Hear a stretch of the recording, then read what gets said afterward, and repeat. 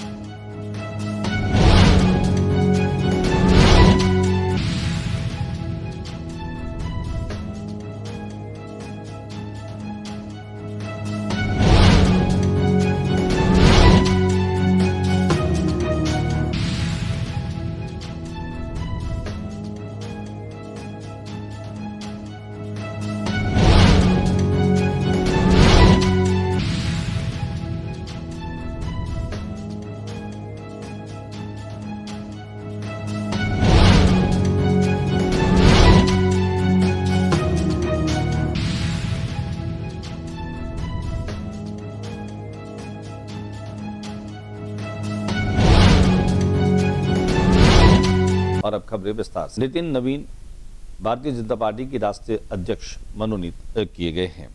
बीकानेर देहात भाजपाइयों ने नितिन नवीन की राष्ट्रीय अध्यक्ष मनोनीत किए जाने की खुशी में आज संभाग कार्यालय में न केवल पटाखे फोड़े, मिठाइयां बांटी और एक दूसरे को बधाइयां भी दी।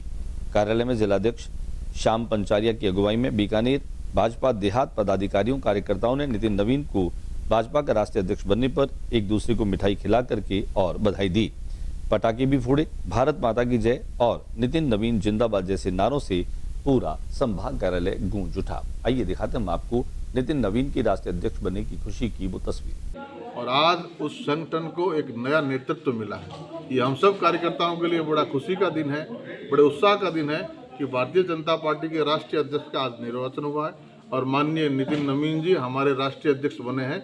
मैं स्वयं उनको बहुत बड़ी बधाई देता हूं और उनके नेतृत्व में निश्चित रूप से भारतीय जनता पार्टी को राष्ट्रीय नेतृत्व के रूप में युवा नेतृत्व मिला है और उनके नेतृत्व में युवाओं की फौज, भारतीय जनता पार्टी के कार्यकर्ताओं की फौज और मजबूती से अपने आधार को फैलाएगी और मजबूती से अपनी संरचनाओं को बढ़ाएगी और मजबूती से इस देश के, इस प्रदेश के विकास के सोपानों को और ऊंचा ले जाएगी। ठीक है। बीकानेर के पॉलिटेक्निक कॉलेज में रोजगार मेला संबल जो है वह शुरू हुआ। एक दिन के इस मेले में जिला कलेक्टर नम्रता वृष्णि और बीकानेर पश्चिम विधानसभा क्षेत्र के विधायक जेठानंद व्यास भी इस मेले में अवलोकन के लिए पहुंचे। मुख्यमंत्री भजनलाल शर्मा के निर्देश पर पहला संभाग स्तरीय युवा संबल मेला मंगलवार को राजकीय पॉलिटेक्निक कॉलेज परिसर में आयोजित हुआ। मेले में 42 नियोक्ताओं ने रोजगार के 7,000 अवसर उपलब्ध कराए। ऐसे में कुल 5,226 युवाओं का पंजीकरण हुआ और 1,179 युवाओं का विभिन्न ट्रेन्स के तहत प्राथमिक चयन किया गया। शिविर में निजी क्षेत्र की प्रतिष्ठित नियोजकों के अतिरिक्त 11 विभिन्न सरकारी विभागों, प्रशिक्षण संस्थाओं और 352 बेरोजगार प्रार्थियों को व्यावसायिक मार्गदर्शन एवं कौशल प्रशिक्षण, स्वरोजगार हेतु मार्गदर्शन एवं ऋण सुविधाओं की जानकारी के साथ साथ विभिन्न सरकारी योजनाओं की जानकारी दी गई। दिखाते हैं हम आपको इस युवा संबल मेले की तस्वीरें और झलकियां। युवा संबल मेला 2026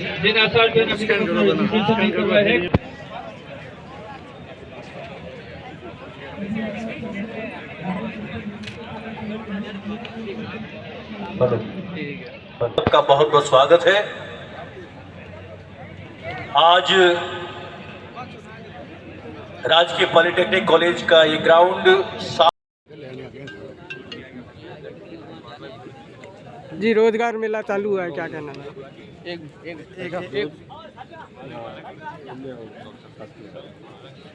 भाई थोड़ा नीचे रख या बाद में ले लिए।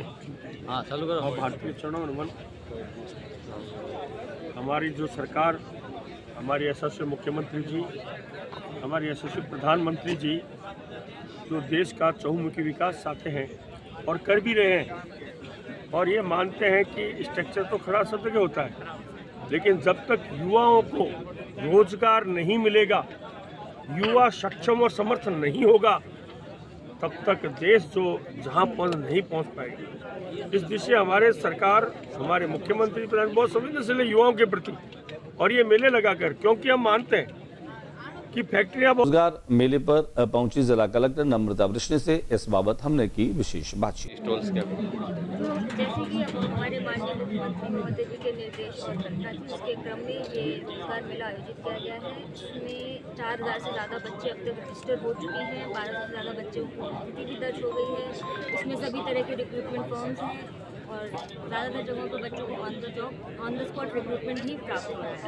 हम कितने दिन का है ये क्या? आज शाम तक रहेगा और इसमें हम उम्मीद करते हैं कि कम से कम 10,000 बच्चे हमारे इससे लाभान्वित होंगे। ठीक है। बीकानेर के भाजपा संभाग कार्यालय में बीबी जी राम जी इस अभियान को लेकर के एक प्रेस वार्ता का आयोजन रखा गया, जिसमें प्रदेश भाजपा के उपाध्यक्ष बिहारी लाल बिश्नोई ने बीबी जी राम जी के बारे में जानकारी दी, साथ ही साथ पत्रकारों से बातचीत करते हुए उनके सवालों के जवाब दिए। आइए हम आपको दिखा दें इस पत्रकार वार्ता की तस्वीर। भारत की सरकार ने यशस्वी प्रधानमंत्री नरेंद्र मोदी जी के नेतृत्व में आधारित मॉडल पेश किया, उसको आगे बढ़ाया, परंतु वो भ्रष्टाचार, कुशासन, खराब संपत्ति सृजन में न्यूनतम दीर्घकालीन प्रभाव से ग्रसित रहा।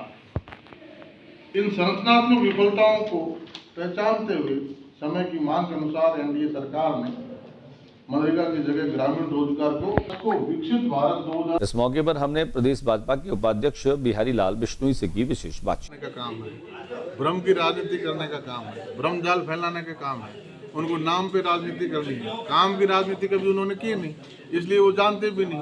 तो वो नाम की राजनीति करके भ्रम फैलाना चाह रहे हैं कि जो नया बीबी जी राम जी के नाम से मोदी जी कानून लेकर आए हैं, उस कानून में महात्मा गांधी का नाम खत्म हो जाएगा, उस कानून में गांव के रोजगार खत्म हो जाएंगे, ये योजना खत्म हो जाएगी।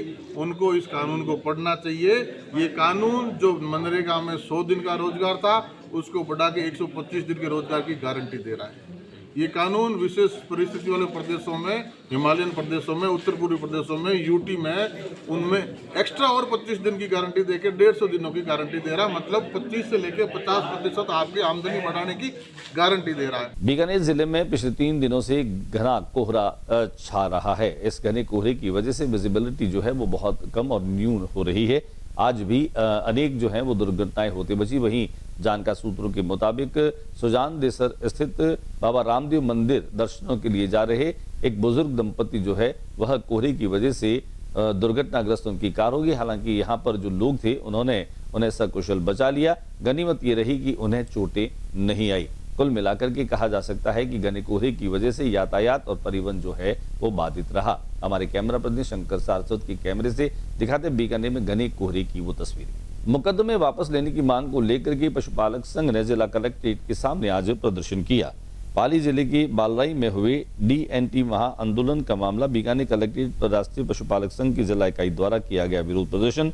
जिला कलेक्टर को मुख्यमंत्री के नाम एक ज्ञापन भी दिया गया। जिलाध्यक्ष कृष्णाराम रायका ने कहा, दमनकारी नीति बर्दाश्त नहीं की जाएगी। बीते 5 दिसंबर को आंदोलन के बाद राजस्थान सरकार और डीएनटी संघर्ष समिति के बीच वार्ता भी हुई। इस आंदोलन के दौरान 78 जनों पर मुकदमे वापस लेने की बात पर बनी थी सहमति, लेकिन अब गुड़ा इंदिरा पुलिस द्वारा बालराई आंदोलन में शामिल कई लोगों को गिरफ्तार किया जा चुका है। राजस्थान सरकार ने वार्ता विफल बनाकर डीएनटी समुदाय के साथ किया है विश्वासघात, जो निंदनीय है। इसे डीएनटी समुदाय में भारी आक्रोश है। अगर जल्द मुकदमे वापस नहीं लिए गए तो पूरे राज्य में आंदोलन का ऐलान इसने किया है। पशुपालक है, संघ राज्य पशुपालक, तो हमारी डीएनटी और समाज के लिए है ना दुर्भाग्य हो रहा है, दुर्भाव हो रहा है। फिर बारे में ज्ञापन देना है कलेक्टर साहब ने, सीएम साहब को बात हुई तो फिर मैं माने वो आश्वासन दियो कि मुकदमा जगह पाल में मुकदमा हो तो मुकदमा वापस लेंगे। फिर मैं शनिवार कहना 9 जना ने गिरफ्तार किया। तो ये आज की जात है, जाता ने साथ दुर्भाव करिए और वह मुकदमा जोड़बीड़ में विदेशी प्रजाति के गिद्ध आते हैं। यहाँ पर इस सीजन में खासतौर से जो गिद्ध आते हैं वे कई बार कुत्तों के शिकार हो जाते हैं। कुत्तों के शिकार और हमलों से बचने के लिए बीडीए जो है वो डिच फेंसिंग जो है वो करवाने का निर्णय ले चुका है। जिला कलेक्टर ने बैठक के दौरान डिच फेंसिंग के आदेश दिए।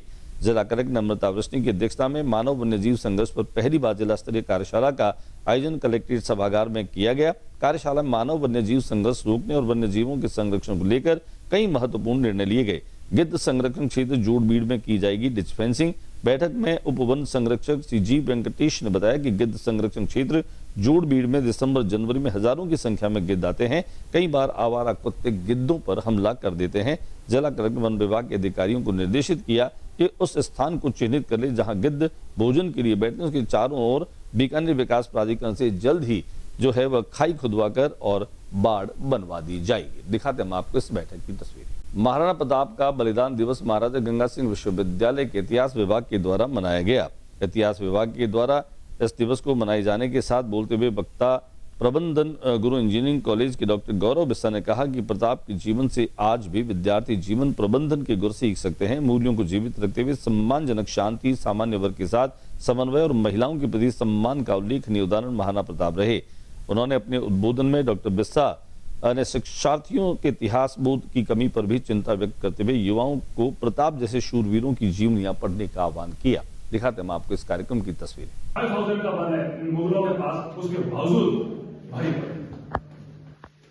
ये उसने कहा ना, तो व्हाट डज इट शो? ये हमसे सिद्ध करता है कि उस व्यक्ति ने मनुष्य कमाए हैं। आपके लिए आपके पास कितने मनुष्य हैं ये आपको सोचना है। सर ये तो पहली स्किल थी देश की, राष्ट्र प्रथम की। सट्टा बाजार और सांखला फाटक के पास में एक बार फिर से सीरीज का नाला जाम हो जाने की वजह से सड़कों पर गंदगी फैल गई और यह खास तौर से बीकानेर के नगर निगम की जो कार्य करने की प्रणाली, उसका जो तरीका है, उसकी पोल खोलता हुआ नजर आ रहा है। सुबह से चौक ये नाला उफन कर सड़क पर बहने लगा। आने जाने वाले लोगों के लिए और दुकानदारों के लिए आफत बन गया। कुछ ही देर में जाम की स्थिति बन गई। लोगों को बदबू और गंदगी के बीच से निकलने को मजबूर होना पड़ रहा। नगर निगम हर साल नाले की सफाई के नाम पर लाखों करोड़ों रुपए खर्च करते हैं, लेकिन परिणाम वही ढाक के तीन पात नजर आते हैं। क्षेत्र में गंदे पानी से सड़क पर तालाब बन गया। दुकानों के आगे पानी भरने से ग्राहकों का आना जाना दूभर हो गया। इससे व्यापार को भारी नुकसान उठाना पड़ रहा है। बदबू इतनी तेज है कि आसपास खड़ा होना भी मुश्किल हो गया। स्थानीय व्यापारियों का आरोप है कि नाले की निकासी व्यवस्था पूरी तरह फेल हो चुकी है। निरंतर सफाई न होने के कारण हर तीसरे दिन नाला गंदगी से भरकर चौक हो जाता है, ओवरफ्लो होकर सड़क पर फैल जाता है और कई बार शिकायत देने के बावजूद न तो अधिकारी मौके पर निरीक्षण करने पहुंचता है और न ही कोई जनप्रतिनिधि समाधान की सुध लेता है। व्यापारियों ने बताया कि समस्या के स्थायी समाधान के लिए कई योजनाएं बनाई गई, लेकिन सिर्फ फाइलों में सिमट कर ही रह गई। आइए दिखाते हैं हमारे कैमरा पर्सन शंकर सारस्वत की एक रिपोर्ट। पूर्व कैबिनेट मंत्री और कांग्रेस के वरिष्ठ नेता गोविंद राम मेघवाल ने खासतौर से मनरेगा के बंद किए जाने पर एक पत्रकार वार्ता का आयोजन किया। पत्रकारों को संबोधित करते हुए उन्होंने मनरेगा में रोजगार की गारंटी को लेकर के उन्होंने जानकारी दी। साथ ही वर्तमान सरकार की जो नीयत है, इसका नाम बदलना, इस स्कीम को बंद करना जो है, उस पर उन्होंने गंभीर आरोप लगाए। आइए दिखाते हैं हम आपको पत्रकार वार्ता की तस्वीर। नए साल में कि मैं नए साल में पहली बार आज आपसे रूबरू हो रहा हूँ। पहले ज़रूर बैठा हूँ, लेकिन हम 2-3 बैठ गए, 4 लोग बैठ गए, लेकिन आज मैं डायरेक्ट आपको बुला करके और आप सब पधारे, इसलिए मैं आपको धन्यवाद देता हूँ। आप देख रहे हो कि बीकानेर के अंदर जो हमारी पूरे भारत में मनरेगा योजना थी, मनरेगा जो महात्मा गांधी के नाम से चलती थी, अभी केंद्र सरकार ने निर्णय लेकर के और उस योजना को और बातचीत करते हैं मघा राम कुलरिया फाउंडेशन की, जो बीकानेर में एनएलजी से और पुलिस विभाग के साथ मिलकर नशे की रोकथाम और नशे के दुष्प्रभावों को लेकर जन जागरूकता का अभियान संचालित कर रहा है, जिसका नाम है अंकुश 2.0। ये अंकुश नशे के उपयोग और इसके उपयोगकर्ताओं के साथ जन जागरण में और जन साधारण में अवेयरनेस बढ़े, इसके लिए प्रयास कर रहा है।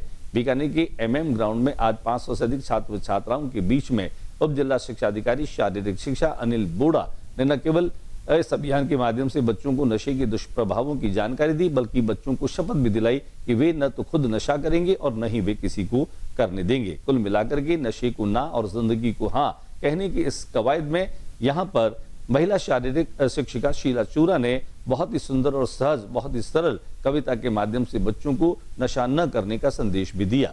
कार्यक्रम में खासतौर से मिस्टर डेजर्ट राजेंद्र व्यास मौजूद रहे, राम कुमार पुरोहित मौजूद रहे, शिवराज सिंह भी मौजूद रहे, वहीं शिक्षक नेता रवि आचार्य भी मौजूद रहे।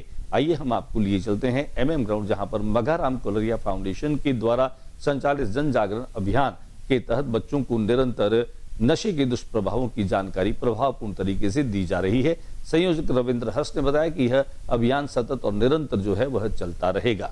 बच्चे करते ही नहीं है, क्योंकि ये कविता उनकी बहुत ही सार्थक है। ये एक अच्छा संदेश दे रही है नशे के लिए। और मैं आपको बता दूं कि मैं 56 साल का हो गया, मैंने आज तक कभी कोई नशा नहीं किया। समझाया, ज्योति भैया ने भी समझाया। तो अपन एक छोटी सी कविता जो वर्णमाला के सहयोग से सभी सीख सकते हैं और उसका हम अपने घर पर सभी अपन उसको समझा सकते हैं बच्चों को विद्यालय में। अ से अनार, आ से आम, अ से अनार, आ से आम, नशे को छुड़ाना हम सबका काम, नशे को छुड़ाना हम सबका काम। ई से इमली, ई से ईख, ई से इमली, ई से ईख, आज हमें यही दी गई है सीख, आज हमें यही दी गई है सीख। उसे उल्लू उस लाख से ऊपर पार्ट है, उसमें से 25-30 पार्ट ऐसे हैं जो बहुत कॉमनली नोन है, जिसमें किडनी आती है, जिसमें पेनक्रियास आती है, जिसमें स्टोमच आता है, जिसमें अपने क्या बोलते हैं इसको, काइंड ऑफ बॉन्स आती है। नशा बॉन्स को भी डालता है, लंग्स भी उसी के अंदर है। आप बोलते बोलते सांस आप रहा है, इसका मतलब नशे का कारण है ये। तो ऑक्सीजन लेवल बराबर सप्लाई नहीं हो रहा ब्रेन के अंदर, और टंग जो काम कर रही है वो ब्रेन के ऑक्सीजन सप्लाई से काम करती है। और अब बात करें बीकानेर की उस प्रतिभा की जो एबेकस में न केवल स्मार्ट है बल्कि वो विजेता है।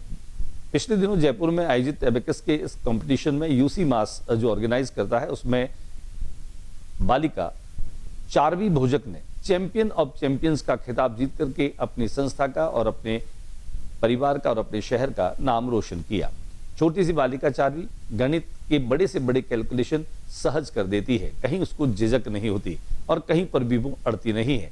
आने वाले दिनों में इंटरनेशनल लेवल पर उसके पार्टिसिपेट करने की संभावनाएं पूरी है, जबकि 2024 में भी चारवी भोजक जो है वह इंटरनेशनल लेवल पर पार्टिसिपेट कर चुकी है। चारवी भोजक वो प्रतिभा है जिसने स्टेट, नेशनल और इंटरनेशनल तीनों प्रतियोगिताओं में अपनी प्रतिभा का परिचय दिया है। और खास तौर से फिलहाल वर्तमान में बीकानेर में एबेकस की बात करें तो चारवी भोजक जो है वह उम्मीदों को जगाने वाला एक नाम है। हमने उनके चैंपियन ऑफ चैंपियंस बनकर बीकानेर लौटने पर उनसे की खास बातचीत। देखिए क्या कुछ कहा चारवी भोजक ने। नमस्कार, आप देख रहे हैं मेरा खास कार्यक्रम बात मुलाकात। आज हम बातचीत कर रहे हैं बीकानेर की एक ऐसी प्रतिभा, कहते हैं कि होनहार बिरवान के हो चीखने पर प्रतिभाएं जो है वो अपना प्रदर्शन करती है अपने हुनर का, अपने कौशल का। और आज हमारे साथ में है चारवी भोजक। चारवी भोजक वो नाम है बीकानेर का जिन्होंने हाल ही में जयपुर में संपन्न एबेकस कंपटीशन में चैंपियन ऑफ चैंपियंस का खिताब जीता। इससे पहले 2024 में चारवी के नाम एक ऐसा रिकॉर्ड रहा है, एक ऐसी जीत रही है जो स्टेट, नेशनल और इंटरनेशनल लेवल पर खिताब जीतने वाली ये चारवी जो है वो पहली बच्ची रही है। बीकानेर का नाम रोशन किया। अब ये किस तरीके से गणित कर देती है, गुणा भाग कर देती है, एबेकस क्या है, कैसे ये सीखती है, करीब करीब 5 साल इसको हो गए हैं। और विज किड्स जो बीकानेर का मुरिंदर व्यास कॉलोनी वहां पर ये बच्ची सीख रही है। चलिए बातचीत करते हैं हम चारवी से। चारवी, पहले तो हम आपको बधाई देते हैं, इतनी बड़ी ट्रॉफी तुम्हारे कद से भी ज्यादा बड़ी है ये तो। कैसा लगा इसको देखकर? बहुत अच्छा लगा। बहुत अच्छा लगा। अच्छा, अब इसका क्या करेगी ट्रॉफी का? घर में सजाकर। घर में सजा। ऐसी कितनी ट्रॉफियां, कितने मेडल्स हैं तुम्हारे पास अब तक? ये तो एक ही है, ये सबसे बड़ी। और भी बहुत सारे चैंपियंस की ट्रॉफी है, लगभग 10-15 ट्रॉफीज और हैं। अच्छा, तुम्हें कैसे लगा कि जब तुम गणित को, मैथ्स को सीखने के लिए एबेकस तो तुमने ज्वाइन किया, तो एबेकस में कैसे रुचि कैसे बनी तुम्हारी? पहले तो जब स्टार्टिंग में गए थे तब कंसेप्ट्स क्लियर हो रहे थे, मतलब एक अच्छा भी लग रहा था कि कोई नई चीज़ सीखने को मिल रही है। फिर कॉम्पिटिशन्स में जाते थे तो थोड़ा जो शाई नेचर था, लोगों से बातचीत नहीं कर पाते थे, थोड़ा वो भी खुला, थोड़ी और स्किल्स भी आई, जैसे दोस्त बनाने सीखे और भी बहुत कुछ। जैसे कितने दोस्त थे तुम्हारे? बहुत सारे, मतलब बहुत सारे। हाँ। तो अभी तो बात हो रही थी कि चारवी तो बहुत कम बोलती है, बिल्कुल संकोची प्रकृति की है, चुपचाप रहती है, कम बोलती है। क्या ये झूठ बोल रहे थे? अभी होती है तुम? नहीं, जैसे इतना नहीं बोलती, लेकिन दोस्त हैं, उनसे थोड़ी बात तो उनसे भी कम ही करती हूँ, लेकिन है जैसे दोस्त है तो उनसे मिलते हैं, बात करते हैं।